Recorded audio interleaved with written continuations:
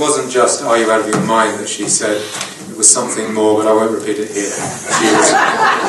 I think you can hear it. She's quite an impassioned lady. Now, what a lovely sight. A room full of Islamophobes. That is you. You have taken a rational and balanced and mature approach to all the available evidence, and therefore you are suffering from a mental illness. So that's something to be proud of. Now, since you're such a nice bunch of people, I'd like to share with you some of my most treasured possessions, if I may. Now, Valerie, forgive me if you've heard these before, but I do like to boast. This secretive cabal of white-collar bigots. Now, that is Vice magazine. That's me. Okay, I'm a cabal. I think you didn't know what a cabal is, that gentleman. The second one, clean-shaven, brown hair cropped close, his small eyes squint behind wire-framed glasses. And that's Foreign Policy magazine.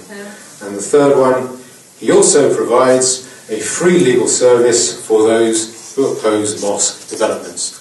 Now, I think that's supposed to be an insult, okay? But all the comments, that was the Sunday Times, all the comments under the line were approving, but I don't think that was what was intended. My all-time favourite is a journalist who accused me of seeing myself as the heir to Winston Churchill and the Duke of Wellington. The only problem was he failed to mention what those other two gentlemen were famous for. So we'll have to decide for ourselves. Now, what I want to talk about is what is a mosque, what goes on in a mosque, what happens to an area in England when a mosque goes ahead, what our experience is of that, and then how this is likely to be resolved, what the indicators are, what will happen if we don't address this problem soon, and what we're doing about it, what we, in England, are doing about it. Finally, what you can do in Canada. And you might be a little bit surprised at that. A lot of you are probably feeling quite pessimistic. I'm not. I mean, our motto for our organisation is the modest strapline, "We win," because we do. We fought 17 campaigns and we've won 16. Now that might not sound much, but that is 16 neighbourhoods that have a chance now. They may be able to hold out a while longer. They may be able to keep it going until we can turn things around. We have slowed the tide, and we're going to continue to do so. Now, what is a mosque? Now, a mosque, the word mosque, comes from the Arabic word masjid, and that's derivative of the word sujada, which means to prostrate, to submit. That's submitting yourself, someone submitting themselves to someone else. Power concepts are inherent in the nature of the mosque, in its definition. That's totally unlike a church, which the word derives from Kyriake. That's the Greek word meaning the Lord's house, the place where you go to contemplate the Lord. And templum, that derives from the Latin, or temple derives from the Latin word templum, and that is consecrated ground, ground fit for the taking of auspices.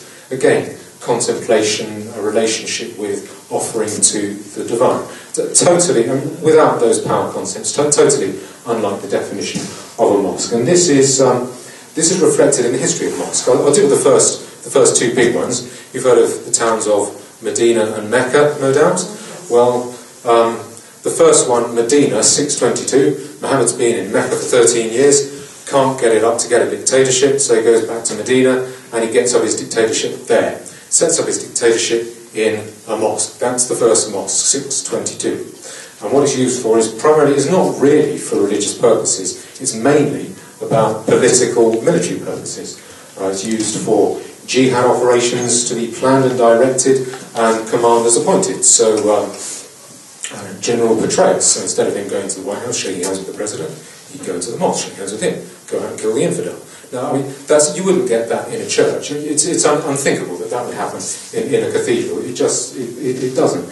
Blessing armies, drawing up treaties, declaring Sharia law, declaring the superiority of Muslims over non-Muslims, pronouncing death sentences over rivals and people who had made fun of Muhammad.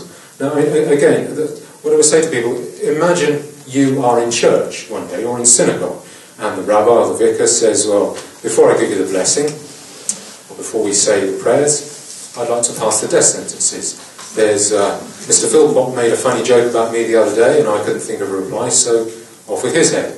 And there's Mr. Robinson. He was a rival for this parish, and I don't like that. He nearly got my salary. I don't like it, so he can hang as well. If it wasn't so grotesque, it would be funny. I mean, you just don't get that in a church, and so far as I'm aware, you never have.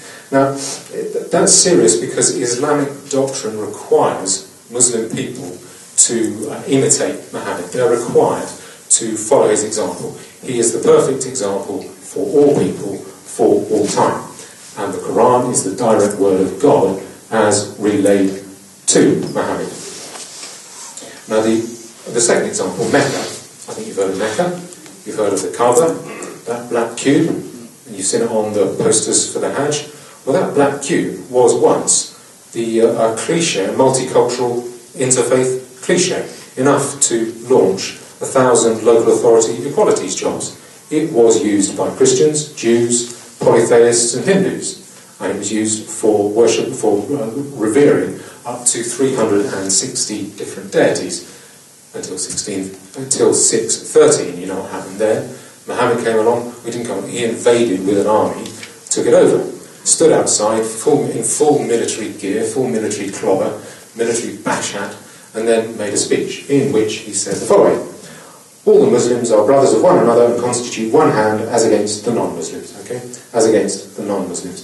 And then he set about conquering the rest of the Arab Peninsula through massacre and war, including the Banu Qurayza raid, where nearly 1,000 Jewish families were wiped out. The men killed, women and children taken off as slaves. So, what goes on in a mosque? What happens in a mosque today? Does that sort of thing, does that mentality continue? Well, I'm going to refer here to two empirical studies, and a British documentary, which will give you a bit of colour, gives us a bit of colour. Now, the first one is, it was done by David Yerushalmi in America, and it was called Sharia and Violence in American Mosques. Now, what he did was to take a representative, randomly chosen sample of 100 mosques among 14 states and the District of Columbia, I think. And he examined the materials and the preaching that was made available, and the preaching that was done. And what they did, this alone is, again, grotesque. These mosques were divided into 3 categories. The first category was non-violent mosques. That's like a church, okay? You go to church, you don't hear someone telling you to kill anyone, you don't see any DVDs of aeroplanes being flown into buildings, you don't hear anything even about a fist fight. There's nothing. That is a non-violent church, okay? And you don't think of it as a non-violent church because churches are non-violent. You don't think of it as a non-violent synagogue because you don't get people the rabbi doesn't get up and say, please go and kill the Baptists, please go and kill the Reformed Jews. It doesn't happen. Okay? Now that is a non-violent mosque, okay? Now then you have moderately violent mosques. Moderately violent mosques are mosques which contained material which was moderately violent, although it doesn't sound very moderately violent to me. Certainly the individuals involved were not moderate. Now the materials that were defined as moderately violent were the materials by Qutb and Maududi. I don't know if, and some of you might have heard of those names. Those guys are the 1950s, the fascists, it seems to me. They were the guys who said the reason why the Islamic world is so irrelevant and violent is because it is not violently Islamic enough. And those guys with the little Heinrich Himmler moustaches, you know, sometimes on trial. Now, if their materials were available, where they certainly encouraged war and jihad, those were the moderately violent mosques. The severely violent mosques were the mosques which had much more material written by open ideologues, generally stuff since 2001, and DVDs of aeroplanes being flown into buildings. Now that was severely violent stuff. I think we can agree that is severely violent stuff. Now what they found was that 51 of those 100 mosques, 51% contained severely violent material, and 30% contained had only moderately violent texts, and the remaining 19% had no violent text at all. So 81% contained some violent material. Now that was no accident. It wasn't a question of a violent book getting slipped on the shelves by someone and the imam knows nothing about it. What they found was that of the 51 severely violent mosques, 100% of them, all of them, were led by imams who recommended that worshippers study texts that promote violence. And also 98% and 97% of the severely and moderately violent mosques, respectively. So basically, almost 100% of severely violent mosques and moderately violent mosques contained materials promoting financial support for terrorism. Okay, now that shows it is part of a pattern. This was good research that he did. I'd advise you to read anything that David Yerushalmi has done. Very impressive.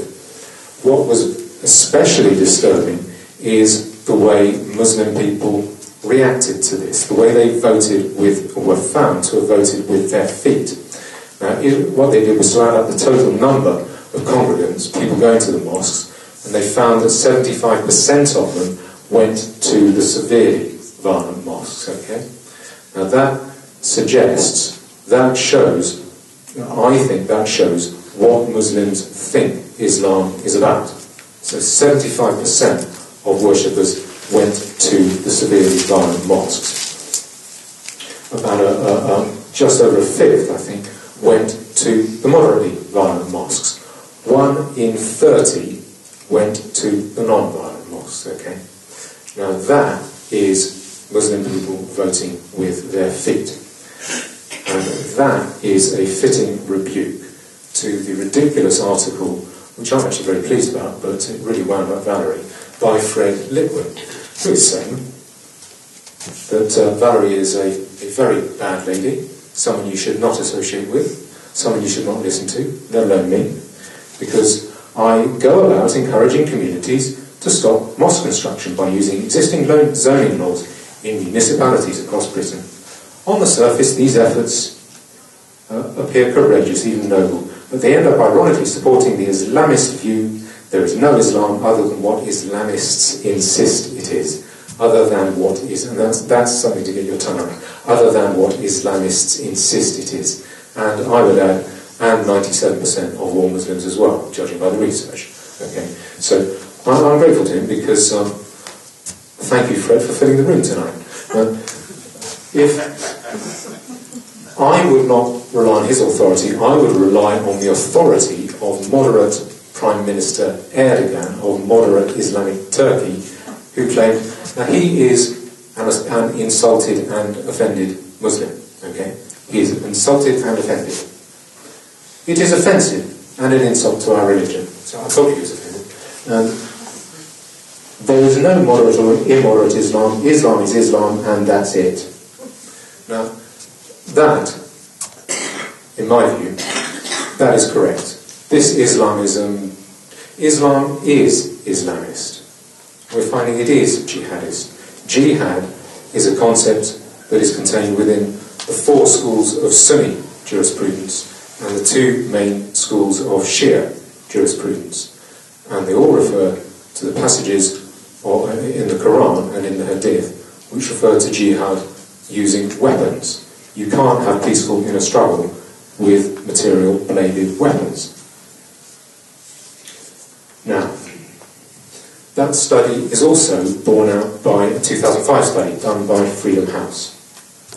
Saudi publications on hate ideology invading American mosques. Now, they found that 80% of American mosques encouraged Muslims to work for the establishment of the Islamic State, espoused hatred, violence and intolerance toward non-Muslims, Jew-hating, a preoccupation with infidel conspiracies, promotion of jihad ideology, and the suppression of women.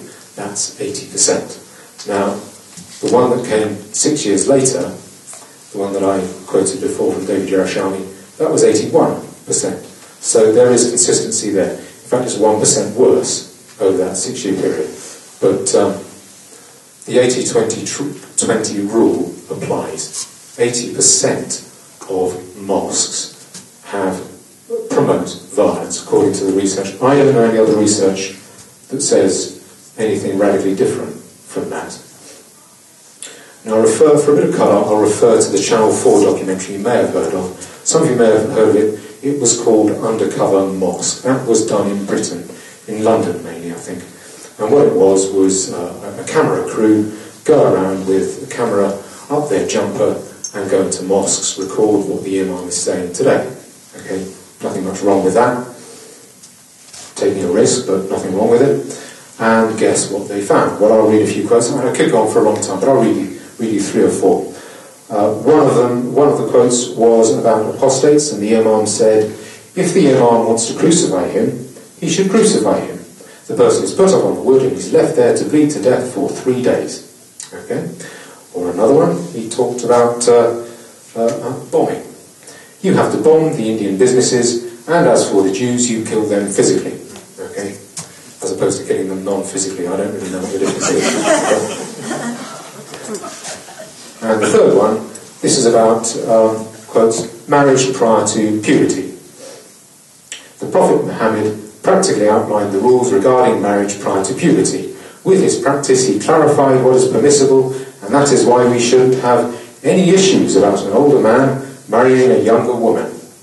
That's before puberty, okay, a younger woman, which is looked down upon by this society today, but we know that Prophet Muhammad practiced it. It wasn't abuse or exploitation, it was marriage. So he's keen on children's rights, that fellow. So was another gentleman. By the age of 10, it becomes an obligation on us to force her to wear hijab. And if she doesn't wear hijab, we hit her. Okay, that's at 10. Okay, age 10 you start getting knocked about for not wearing the hijab. Now the police, I know what you're thinking. You're thinking, surely Gavin, I hear you cry. The police jumped into action here. They were not going to stand for this hate-mongering, these terrible statements. They were going to do something about it. And they did. A few eager young constables went in and they arrested the documentary makers. But they didn't charge them. About a year later, there was a big fanfare. All right, fellas, we're not going to charge you. And these guys are still going around preaching that kind of, we call it rubbish, but it's poison, preaching that kind of poison today. Now, what have we found in my country as to what happens if a mosque goes ahead? What happens? Well, I've dealt with 17 campaigns, spoken to people on a lot more, had quite a lot of other people coming to me asking for general help. Usually help that I can't give, that I'm not in a position to give. But the experience that I have is more than anecdotal evidence. Anecdotal evidence is one story. That is an anecdote. When an anecdote is repeated and repeated and repeated, it is more than anecdotal evidence. It is evidence. And what we have found is that there are 4 stages to Islamization in England. I don't know if this applies to Canada. I'm not here to tell you what to do. I'm here to encourage you to watch and learn. But the 4 stages go like this. The first stage is the parking jihad. Now, as you can probably guess, the parking jihad is not the most severe form of jihad. Really, I can think of other more severe forms of jihad, like the Banu Qurayza raid that I talked about earlier. That was a more severe form of jihad. But it's still pretty annoying if your driveway is blocked, if you can't get into your neighbourhood, if you find yourself rearranging your daily commute, if you find people driving inside your property and parking there. That is pretty annoying. Shall we go shopping? No dear, let's wait a bit. There's a mosque service on. Ah yes, let's wait a bit. It is very frustrating. And local residents come to me and they say, often these are people in working class communities who are not the most skilled at dealing with the authorities, at dealing in writing with the authorities, holding the authorities to the account. These people are not politically correct busybodies. I actually quite like politically correct busybodies, because when there's a mosque near them, I'm their best friend. They're great, they're wonderful. And when they go away, they hate me again. But whilst they're under threat, they love me. And they work well. But normally, ordinary people, they will come to me and they'll say, we couldn't understand it. Why are these Muslim people, why are they such inconsiderate parkers? It was baffling. And why was there never a traffic warden around there? If I park on a double yellow in town for 5 minutes, I get a ticket. Those privatised traffic wardens could make a fortune around here. I wonder why none of them risk coming around here slacking tickets on cars outside the mosque. And then they go to the local authority. Not our job, go to the police. They go to the police. Not our job, go to the privatised parking inspectors. Not our job, go to the council. They come to me and say, why are we getting the runaround? Is there anything you can do here? and there isn't really a very great deal. I can help them to submit freedom of information applications, but there's no way the council are going to stamp parking tickets on cars outside a mosque, and there's no way that a parking inspector, a meter maid, is going to risk putting tickets on mosque goers' cars. It's just not going to happen. My advice to these people is move early, find a bigger mug than you to buy your house, and that's the best. It's not very nice advice, but that's the best advice I can give them. And those questions which they have, why is this happening? Those get answered at stage 2.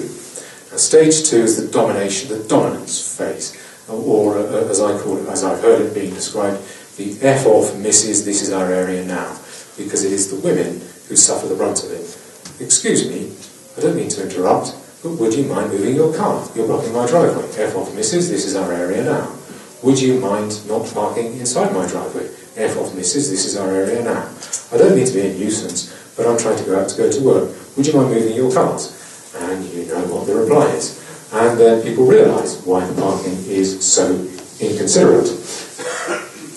After a few years more, and not all areas will go through this stage, but enough have that I've seen for it to be a recognisable pattern.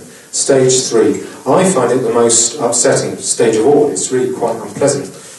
People come to me and they say, we had 2 Muslim men knocking on my door, asking to buy my house. You imagine you're a pensioner living on your own. You get 2 men, knock, knock, knock. Hello, we'd like to buy your house. It's not for sale.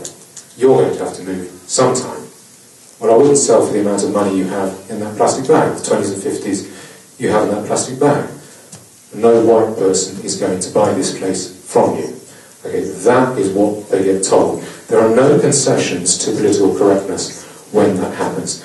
And the sum that they're offered, what I hear, what I'm told, it tends to be between 1/4 and 1/2 of the market value, usually something like 1/3. Certainly a ridiculous offer. And the problem is those Muslim men are right. A non-Muslim is not going to buy near a mosque. I certainly wouldn't. Even if I liked Islam, I wouldn't, because the property values will continue to go down. It's a bad investment.